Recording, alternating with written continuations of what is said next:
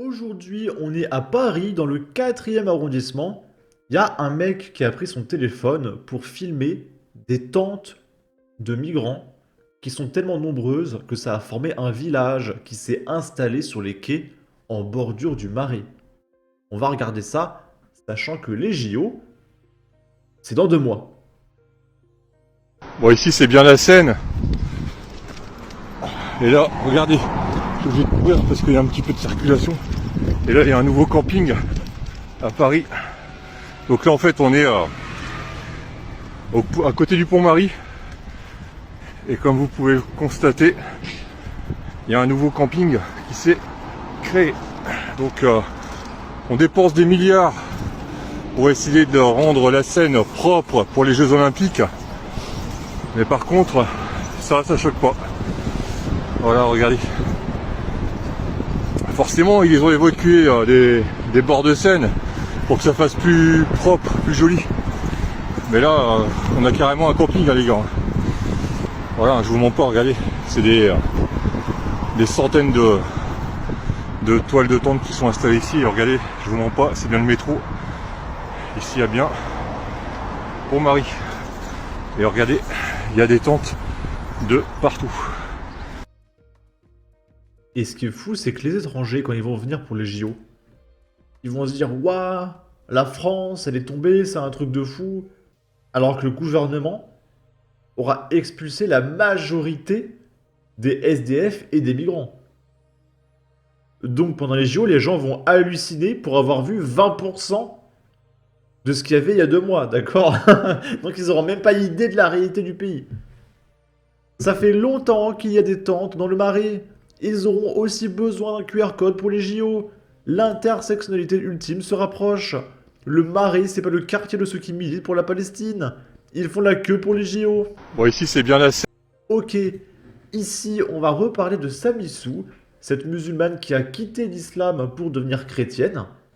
Et elle va nous raconter une petite histoire où il y a un mec qui espère que bientôt toutes les femmes en France porteront le voile intégral. Et il va lui répondre. Salut! Alors je vais répondre à Tchétchène. Bientôt, partout en France, Inch'Allah. Alors en fait, ce commentaire vient d'une vidéo où j'ai commenté en fait, c'était une mariée, voilà, et elle était couverte de la tête aux pieds. Donc on voyait pas ses yeux, on voyait rien du tout, voilà. Et j'ai donné mon avis sur cette vidéo. Et Tchétchène a mis ce joli commentaire. Alors, qui dit bientôt partout en France, Inch'Allah. Donc voilà, donc cette personne qui vient de cette communauté, voilà, veut imposer, voilà, leur choix, leurs convictions, leurs croyances à tout le monde, à toute la France. On doit être habillé comme eux, pas de peau apparente, ne pas manger de cochon, ne pas porter de croix. Voilà, parce que sinon on se fait traiter de tous les noms. Et il faut que ça aille dans leur sens, sinon tout va pas. En plus, il dit Inch'Allah, bientôt partout en France. C'est dingue. Ils veulent toujours imposer, imposer, imposer. Non. Honnêtement, moi, je ne serai pas comme ça. Je suis une femme libre. Et si j'ai envie de me mettre en valeur, comme je le souhaite, eh ben, je vais continuer à me mettre en valeur. Malgré que vous imposez tout le temps. Sur ce, non. Ah oui, et aussi PS, parce que je vois les commentaires qui vont venir. Oui, mais Samia, toutes les mariées ont un voile. Non, cette dame-là n'avait pas de voile. Si, elle en avait un. Mais quand tu as une robe de mariée traditionnelle, je sais qu'en France, on peut mettre un petit truc devant, mais on sait qu'on le retire après. Voilà. Ou il est en dentelle, ou je ne sais pas. Mais elle, la mariée, elle était comme ça du début jusqu'à la fin. Voilà. Quand elle est venue, et pendant le mariage, elle était comme ça.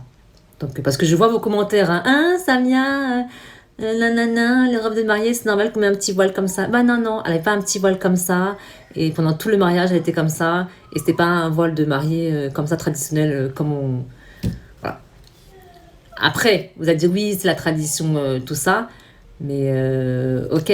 Mais ici, on est en France. Et donc, quand tu vas devant le maire, normalement, on voit ta face. Et tu vois, ça, pour moi, c'est du vrai féminisme. Ça, c'est un réel combat.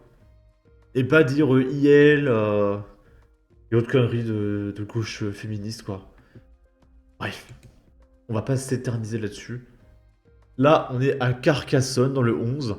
Une lycéenne de 16 ans, fichée S pour islamisme, à 16 ans, placée en garde à vue après des menaces de mort envers son enseignante ayant fait des remarques sur sa tenue. Une élève de 16 ans scolarisée au lycée Charles Cros à Carcassonne, dans l'Aude, a été placée en garde à vue mercredi 29 mai pour des menaces de mort envers son enseignante, a appris le Figaro de sources concordantes. Ces menaces seraient en lien avec des remarques faites par la professeure la veille sur la tenue vestimentaire de l'élève au sein de l'établissement, nous confirme le parquet de Carcassonne. Selon nos informations, l'adolescente est fichée S, abréviation de sûreté de l'État, pour ses liens avec la mouvance islamique. Donc on suppose qu'elle avait un voile. Je vois pas d'autres remarques possibles par rapport à sa tenue vestimentaire. Une mesure individuelle de contrôle administratif et de surveillance lui avait même été notifiée le 15 mai avec interdiction de paraître dans le périmètre du passage de la Flamme Olympique le 16 mai à Carcassonne, selon une source proche du dossier. Un dépôt de plainte a été effectué par Joël Laporte, directeur académique de la Direction des services départementaux de l'éducation nationale de l'Aude, confirme au Figaro le rectorat de l'Académie de Montpellier. La rectrice, Sophie Béjean, et le directeur académique, Joël Laporte, condamnent avec la plus grande fermeté les menaces proférées et témoignent tout leur soutien à l'enseignante agressée, précise le rectorat. Une mesure conservatoire qui a par ailleurs été prononcée par le chef d'établissement à l'encontre de l'élève mis en cause avant l'engagement prochain d'une procédure disciplinaire. Tout accès au lycée lui est désormais interdit. Un dispositif d'accompagnement et de suivi a été proposé à l'enseignante verbalement agressée et menacée de mort, indique enfin le rectorat. La garde à vue de la lycéenne était toujours en cours ce mercredi soir. L'État va réagir ou on va encore une fois voir une tête rouler sur le trottoir. Le gouvernement se fout de nous. Espérons que ça ne finisse pas comme pour Samuel Paty. Nos enseignants sont devenus des cibles. 16 ans et fiché S pour islamisme. Mais que fait-elle encore à l'école de la République en France? Imagine les gosses qu'elle va pondre. 16 ans et déjà fiché S pour islamisme. Mais qui sont les parents? Ça commence à bien faire. On ne reconnaît plus la France. Il va falloir en venir à des mesures plus normales, adaptées à la situation. On ne peut plus se permettre de mettre en danger permanent le peuple français. Dehors, elle préférera retourner au Maghreb ou en Arabie Saoudite. Il est plus que temps d'ouvrir des centres spécialisés pour tous ces jeunes islamistes radicalisés qui représentent un réel danger pour la France. Mais Macron s'en tape. Bref, en tout cas, n'hésitez pas à donner votre avis, votre opinion, à partager, liker, commenter, ça aidera au référencement de la vidéo sur YouTube. Et à la prochaine pour de futures vidéos. Ciao!